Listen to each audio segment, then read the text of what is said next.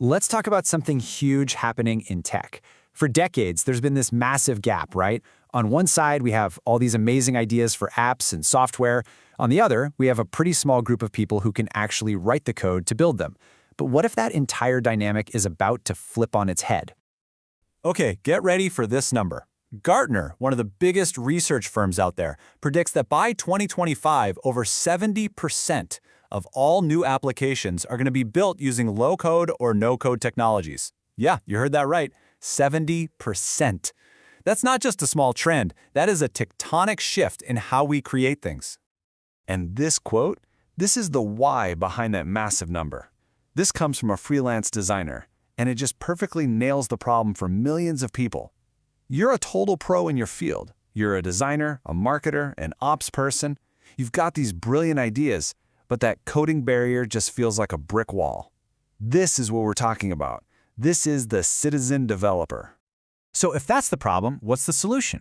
Well, we're stepping into a completely new way of building things, and it's all powered by these low-code and no-code AI platforms that are designed to completely erase that gap. So what even are these things? You know, at their core, low-code/no-code platforms are basically tools that let you build apps visually. Instead of staring at a black screen and typing out lines of complicated code, you're dragging and dropping, connecting modules. Think of it like building with digital Legos. And the process itself? It's just simpler. A lot of these new AI platforms literally start with you just typing out your idea in plain English. From there, the AI builds a starting point and you just refine it visually. Then, when you're ready, you can deploy it to the world, often with just a single click. The whole point is to take an idea from your brain to reality in hours, not months. And when this process works, the results are kinda shocking. The first big benefit is just raw speed. We're seeing teams push out new applications and updates up to 10 times faster than they could with old-school coding. 10 times! And right on the heels of speed, you've got cost. It makes sense, right? If you don't need a huge team of expensive, specialized engineers for every single project, your development budget can shrink by a lot. We're talking as much as 60%. Faster and cheaper. That's a pretty tough combination to beat. But honestly, this might be the most important piece of the whole puzzle. It's this idea of democratization.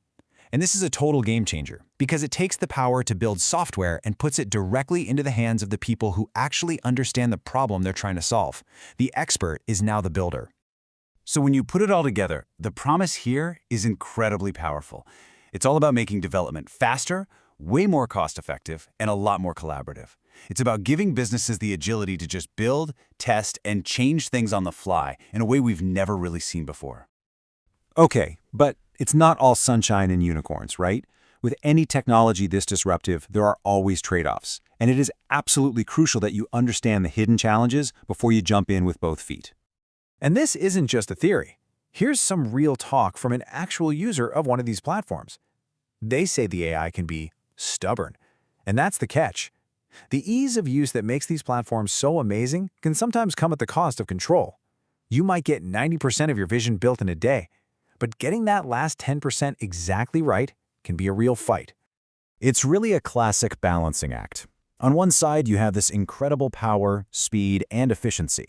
But on the other, you have some serious potential risks. Risks around security, quality, and what happens when you don't have deep technical expertise. With great power comes, well, you know the rest. And these risks can be project killers. We just talked about limited customization.